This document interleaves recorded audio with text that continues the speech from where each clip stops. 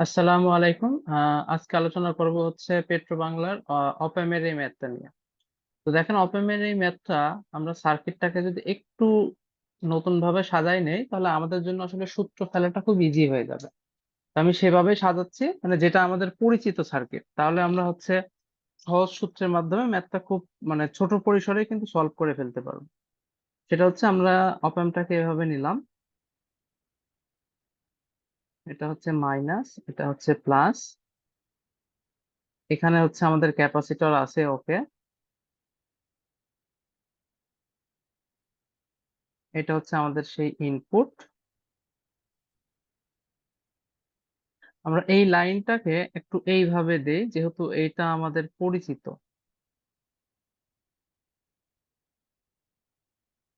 Sorry, এটা হচ্ছে resistance যাবে এখানে।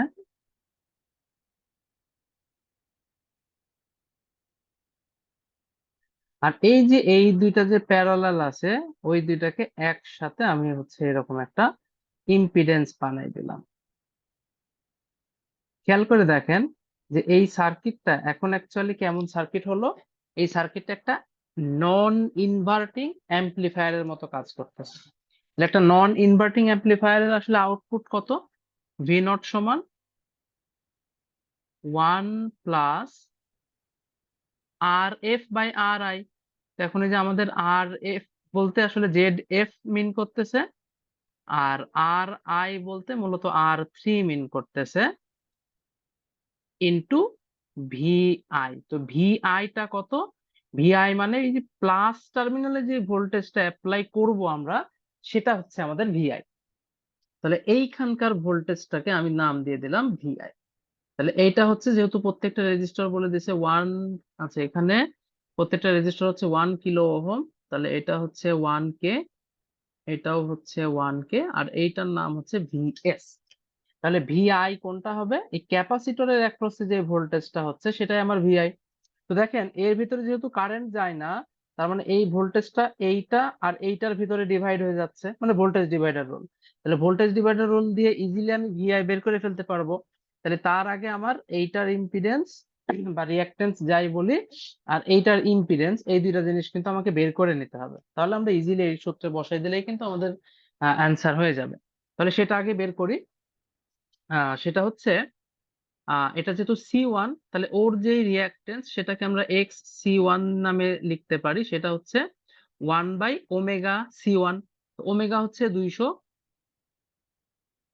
ইন্টু C1 কত? C1 হচ্ছে 0.795,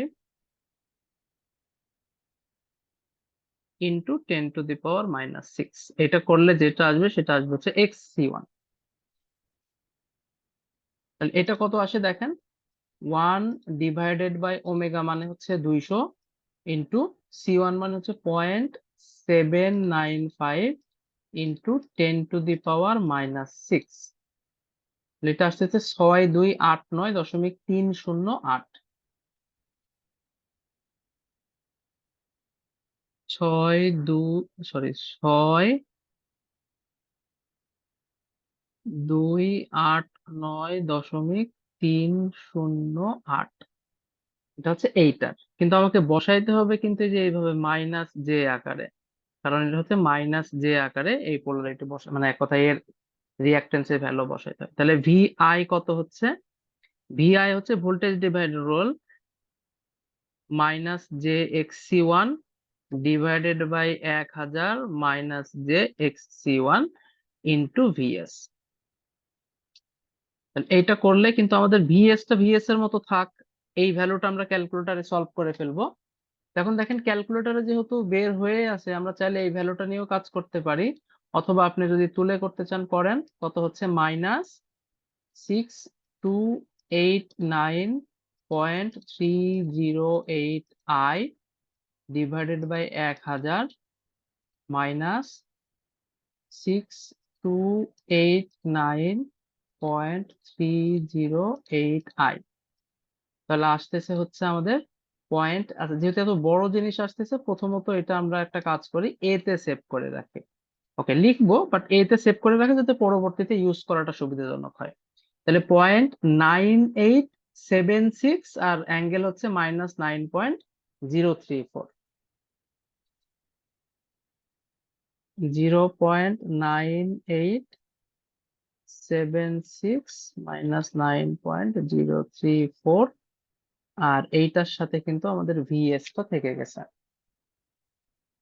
0.9876 মাইনাস 9.034 ওকে, তাহলে আমরা ভিআই পেয়ে গেলাম। এই যে সূত্রে ভিআই লাগবে, ভিআই কিন্তু অলরেডি পেয়ে গেছে।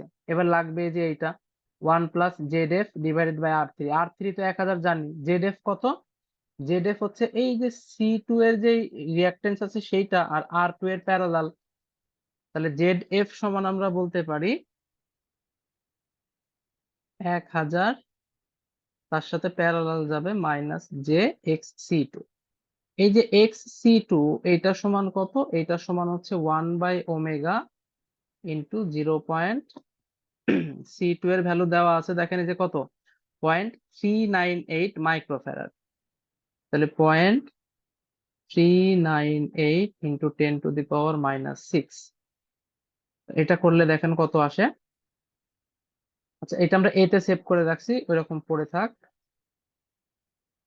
1/200 ইন্টু 0.398 ইন্টু 10⁻⁻6, এটা আসতেছে 12,562.814। 12,562.814 ওহম। তাহলে এইখানে কিন্তু আমাকে এইটা আর এইটার প্যারালাল করলে কি আসে সেটা বের করতে হবে, জেড এফ। তাহলে এইটা তো উঠেই আছে, তাহলে আমরা অ্যাকচুয়ালি ব্র্যাকেট নিয়ে নিলাম, প্যারালাল মানে 1000, এইটার ইনভার্স যোগ যে 12,562.814 আই, যেহেতু এটা ক্যাপাসিটর, এই যে মাঝখানে সামনে কিন্তু একটু মাইনাস জে আই মানে মাইনাস জে হবে, তো আমরা মাইনাস নিলাম আর লাস্টে তো আই তো দিছি আমরা। তাহলে এইটার আমরা নেব ইনভার্স, আর যেহেতু এই যে প্যারালালের জানি কি ওভারঅল একটা ইনভার্স নিতে হয়, তাহলে আমাদের আসতেছে কত 996.847 মাইনাস 4.55। আচ্ছা, এইটা আমরা একটা কাজ করি, এইটা হচ্ছে আমরা বি তে সেভ করে রাখি, মানে জেড এফ এর মানটা বি তে সেভ করে রাখলাম যাতে পরবর্তীতে ডিরেক্ট আমরা অ্যাপ্লাই করতে পারি। তাহলে 996.847 মাইনাস 4.55, 996.847 মাইনাস 4.55। তাহলে কিন্তু আমরা জেড এফ ও পেয়ে গেলাম, আর থ্রি তো আমরা জানি 1000, সো আমরা কিন্তু এখন ডিরেক্ট সূত্র বসায় দিতে পারি। যেহেতু আমাকে ভি নট বাই ভিএস বের করা লাগবে, তাহলে আমরা দেখেন কি করতে পারি। ভি নট সমান 1 plus Z F divided by Z, আচ্ছা জেড আই না দিয়ে আর থ্রি, যেহেতু আর3 এর মান 1000, সেটা আমরা 1000 বসাই দেই। আর এখানে ভিআই যাবে, তো ভিআই এর মান তো আমরা জানি কত, এই যে এই জিনিসটা, এই জিনিসটা আমরা ধরে এখানে কপি করে বসাই দেই। এখন দেখেন আমাকে কিন্তু আলটিমেটলি বের করা লাগবে ভি নট বাই ভিএস। তাহলে ভি নট বাই ভিএস এটা যদি করি, তাহলে এই ভিএস টা এই পাশে চলে আসলো, কারণ এই ভিতরের মানে কোথায় এইখানে যে জিনিসটা আছে এই জিনিসটাই কিন্তু আমাকে অ্যান্সার হিসেবে বসাই দিতে হবে, ক্যালকুলেটরে করলেই কিন্তু চলে আসবে। ওকে, গেল। এইটা আমরা এখন ক্যালকুলেশন করে দেখবো যে কি আসে। আচ্ছা, যেটা লাস্ট বের হয়ে আছে এটা কিন্তু অলরেডি জেড এফ এর মানটা বের হয়েই আছে, তো এটাকে আমি 1000 দ্বারা ভাগ করে দিব, যেটা বের হলো তার সাথে 1 যোগ হবে, বাস এইটার সাথে এই যে এই জিনিসটা আমার গুণ করে দিতে হবে। তো এটা আসলে কোনটা? এইটা কিন্তু এই যে আমরা যেটা এ তে সেভ করে রাখছিলাম সেটাই হচ্ছে আমাদের ওইটা। আলটিমেটলি কত আসতেছে 1.97 মাইনাস 11.306, 1.97 মাইনাস 11.306। যেহেতু ভোল্টেজ বাই ভোল্টেজ, তো এর কোনো একক নাই, তাহলে অ্যাকচুয়ালি আমরা এইভাবে লিখতে পারি যে গেইন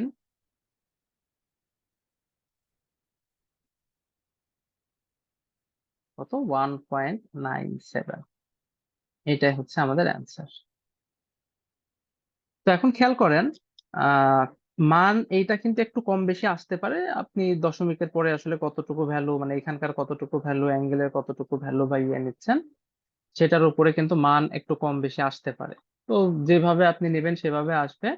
তবে এইভাবে করলে সুবিধা হবে যে আপনার আসলে ক্যালকুলেশনটা একটু সহজ হবে।